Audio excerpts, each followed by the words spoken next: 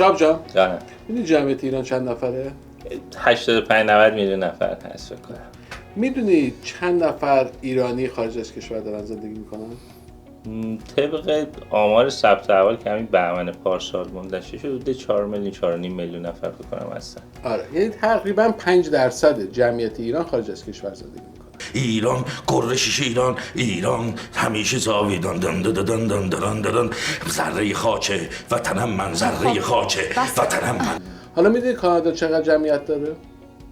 همین تازگی‌ها 40 میلیون رو زدیم تو گوشش دیگه. آره دیگه پارسال زدیم گوشش. شده. میدونی چند درصد کانادایی‌ها خارج از کشور زندگی میکنن؟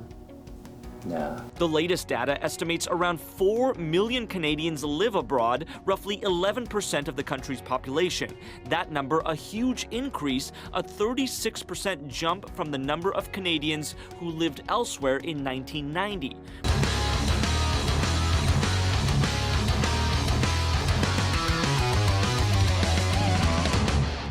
سلام، من مهرام ارجنگی، مشاور ارشد املاک از تورنتو کانادا از شرکت ریمکس در خدمتتون هستم با یه مکس مانده دیگه. بله درست شنیدین، 4 میلیون کانادایی از کانادا رفتن و روند مهاجرت معکوس کانادا شروع شده. اما علتش چیه؟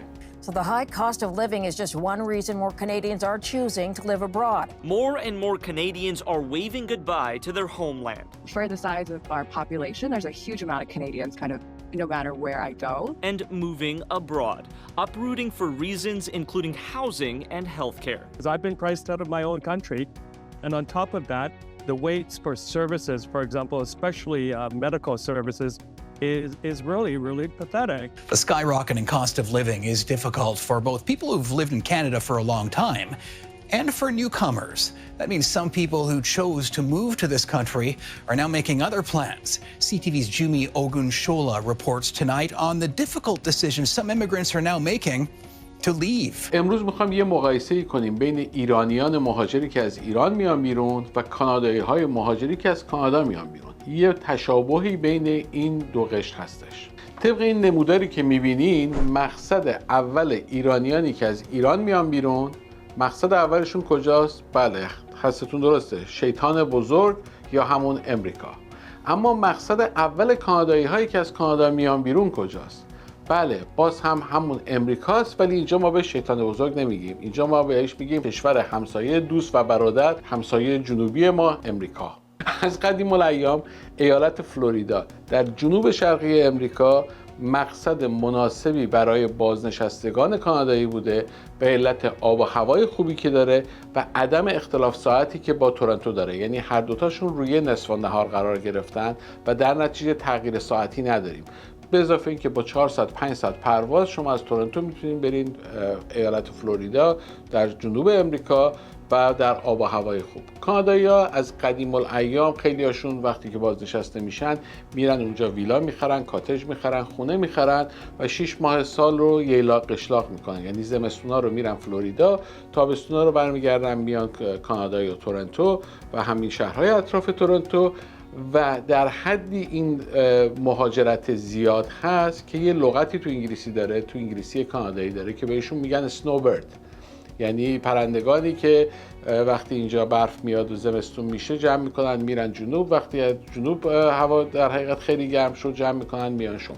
بانک های کانادایی هم توی فلوریدا شعبه دارن، خیلیاشون اونجا وام مسکن میدن به کانادایی‌ها و واقعا فلوریدا مقصد بسیار خوبی برای کسایی هستش که در کانادا زندگی کردن و دیگه میخوان دوران بازنشستگیشون رو از این هوای سرد کانادا یه خورده فرار کنن و یه جای خوش آب و هواتر باشن. اما چجوری فلوریدا خونه بخریم؟ نه کسی رو میشناسیم، نه جا میشناسیم، نه آشنایی داریم، چیکار کنیم چیکار نکنیم؟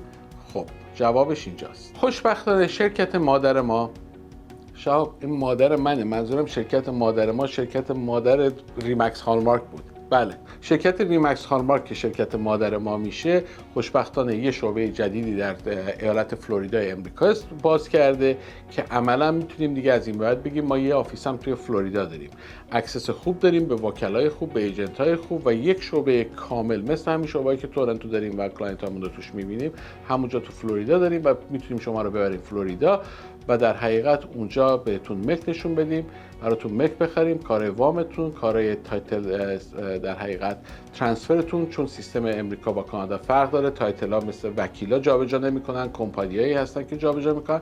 همه این کارا رو به صورت یک پکیج میتونیم براتون انجام بدیم. در نتیجه اگر علاقه‌مند به خرید ملک در فلوریدای امریکا هستین، برین تو وبسایت buyflorida.ca، اونجا ثبت نام کنید تا اطلاعاتش براتون ارسال بشه. اما میدونم الان یه سری میخوام بیان بگن که آقا امریکام گرونه، فلوریدام گرونه، ما واسمون نمیرسه، ویزا سخت میده امریکا، فامیلامون نمیتونن بیان برن، مثل کانادا نیست که راحت ویزا بگیرن برن بیان ما رو ببینن و اینا، خلاصه سختی داریم. یا اصلا مثل اروپایی هستن میگن اصلا آقا ما امریکا رو دوست نداریم، نمیخوایم تو امریکا زندگی کنیم. خب پس بریم ببینیم مقصد دوم ایرانیان و کاناداییان کجاست. مقصد دوم ایرانیانی که از ایران دارن خارج میشن کاناداست. ما هم که خب کانادایی هستیم، در نتیجه مقصد خودمون که نمیتونه باشه، از خودمون به خودمون که نمیتونیم مهاجرت کنیم. ولی مقصد کانادایی های مهاجر، مقصد دومشون هنگ کنگه. هنگ کنگ هم انقدر دور و نه زبون میدونیم نه فرهنگ میدونیم که اصلا جزء آپشن ایرانی کانادایی ها نیستش. در نتیجه مقصد دوم هم بیخیال میشیم، میریم سراغ مقصد سوم. گزینه سوم برای ایرانیان مهاجر برای خارج از ایران انگلستانه.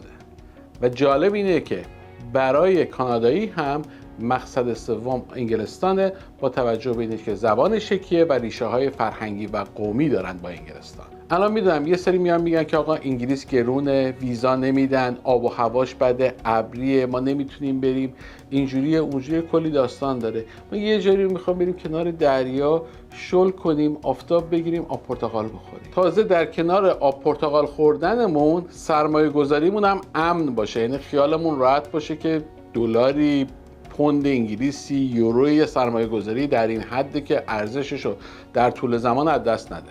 میدونم الان دوباره یه سری میگن آقا اصلا نگرد، نیست، همچین جایی پیدا نمیشه، همه دنیا آسمون یه رنگه، همه جا خرابه، همه جا بدبختیم، بمب جهانی، جنگ جهانی فلان، از داستانا. ولی من بهتون میگم که آقا گشتم پیدا شد. اونایی که میگن نگرد گشتیم پیدا نشد، بهشون میگم آقا گشتم پیدا شد. دوست عزیز من، این کاره نبودی. اگر مجله فوربس رو بری ببینی، مجله فوربس 5 نقطه برای سرمایه گذاری ارزان خارج از امریکا رو معرفی کرده که در صدر اون جدول ترکیه؟ نه. تایلند؟ نه. برزیل؟ نه. قبرس شمالی؟ آفرین. بله، قبرس شمالی. قیمت ها نصف قیمت های امریکا. حالا فکر کنیم ما که تو کانادا هستیم قیمت هامون از قیمت های امریکا هم گرونتر خونه هامون. در نتیجه ببینید چقدر برای ما ارزونتر خواهد بود. قیمت ها نصف، آب و هوا خوب، امنیت بالا، دیگه شیشه ماشینتو نمیشکنن، ماشینتو بدزدن نصف شب، در خونتو مثل تورنتو نمیشکنن، بیان اسلحه بذارن بالا سرت بگن آقا بیدار شو که سویچ ماشینتو بده، میخوایم ماشینتو از گاراژ بدزدیم. بیمه هم هلت کیر هم پوشش بیمه‌ای میتونی بخری برای خودت، بیمه بخرید، جزو بهترین بیمارستان‌های دنیا اونجا هستن، کلینیکایی هستن که اصلا یکی از صنایع توریسمش توریسم درمانیه، یعنی سیستم هلت کیرش هم هلت کیر بسیار خوبیه. درسته که ما دفترمون تو کاناداست، الان دیگه تو امریکا هم شعبه داریم، ولی خوشبختانه با یه شرکتی در قبرس شمالی داریم صحبت میکنیم که به زودی یک دفترم توی قبرس شمالی بازی کنیم، قبرس شمالی باز کنیم که بتونیم ایرانی کانادایی هایی که میخوان بازنشست بکنن خودشون رو، early retirement، یعنی در سن پایینتر خودشون رو بازنشست بکنن، یه خونه اینجا بفروشن، برن یه خونه ای بخرن اونجا، نصف قیمت اینجا، بقیه پولشون هم بذارن تو همین کانادا GIC بگیرن یا یه دونه اجاره بدن، اجاره بگیرن اونجا زندگی کنن، یا اصلا در حال رفت و آمد باشن به صورت یه لاقی قشلاقی، براشون بتونیم سرویس های مناسب رو مثل همون جوری که توی تورنتو و فلوریدا داریم ارائه میدیم تو قبرس شمالی هم ارائه بدیم. اگر علاقه‌مند به دریافت اطلاعات بیشتر در مورد قبرس هستیم، برین توی وبسایت buycyprus.ca، اونجا ثبت نام کنید که اطلاعاتش براتون ارسال بشه. ضمناً ما یه برنامه‌ریزی کردیم که داریم میریم سایپرس و اون شرکت پارتنرمون در طرف مقابل به 5 نفر از کسانی که علاقه‌مند به خرید ملک در قبرس هستن 5 شبانه روز هتل و در حقیقت تسهیلات رایگان اعطا میکنه اینه که برین تو اونجا ثبت نام کنیم. ما اگر تعداد زیاد باشه به قرعه کشی میکنیم و به 5 نفر 5 شبانه روز اونجا هتل و اقامت رایگان رو از طرف اون شرکت پارتنرمون تو قبرس بهشون میدیم. بریم مورد سوم.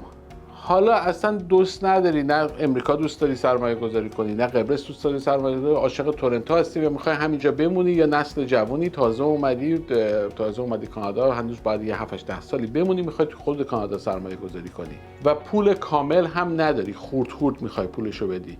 اگه یادتون باشه در چند ویدیوی گذشته، یکم 2 ماه گذشته بود، یه پروژه‌ای بود به نام رایز اند روز توی ریچموند هیل اومد بیرون که در عرض 2 هفته کل برجش سولداد شد.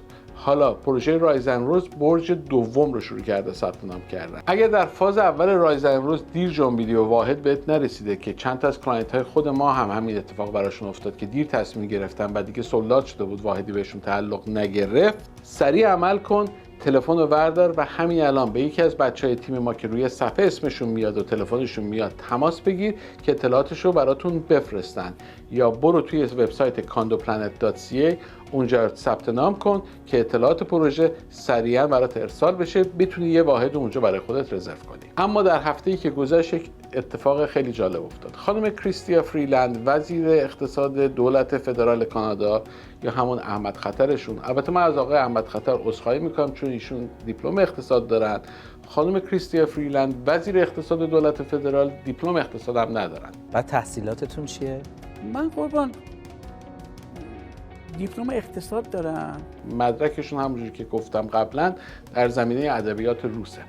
به هر صورت ایشون در یک کشتی کلامی با رهبر حزب محافظه‌کار یعنی آقای پیر پالیو یه چیزی گفتن که تمام انگلیسی زبانان و تمام محققین زبان انگلیسی که دیکشنری می‌نویسن همه دور هم دیگه الان یه هفته است گرد اومدن که ببینن منظور این خانم چی بود، اینو چجوری باید اصلا داخل دیکشنری ها جا بدن، این اصطلاح رو ببینن معنیش چی بود. Today we have a motion that will be voted in the House to permanently ban hard drugs. Will this government vote for that motion, or will they admit that they plan to legalize drugs again after the next election?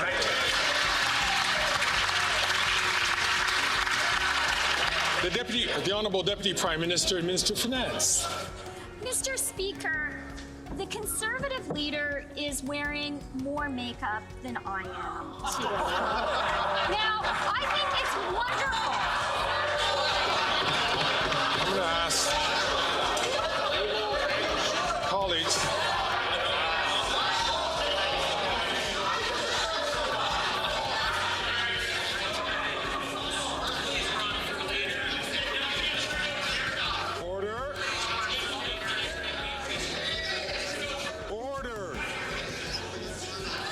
I'm going to ask the Honourable Deputy Prime Minister and Minister of Finance to withdraw that comment. We don't comment on the appearances of members. The Honourable Deputy Prime Minister and the Minister of Finance. Mr. Speaker, I'm sorry, I withdraw that comment. خدای من که نفهمیدم منظورش چی بود. با هر چی دوست کانادایی داشتم، انگلیسی زبان مادرزادی بودن، صحبت کردم، همه گفتن که والا ما نفهمیدیم. رفتم تحقیق کردم، چندین مصاحبه در تفسیر خبری رو دیدم والا هیچ کسی چی نفهمیده. شما اگه فهمیدین لطفاً کامنت کنید زیر ویدیو ما، به ما بگین که منظور ایشون چی بود. اگه تا اینجا برنامه خوشت اومده لطفاً لایکش کن، شیرش کن، برای دوستات بفرست، مخصوصاً برو توی یوتیوب چنل ما اونجا سابسکرایب کن، زنگوله رو فشار بده که دوشنبه به دوشنبه اولین نفری باشی که خبر پیدا کنی که مکس ماندی منتشر شد. روز و روزگار خوش، ان شاءالله قبرس میبینمتون. خدا نگهدار.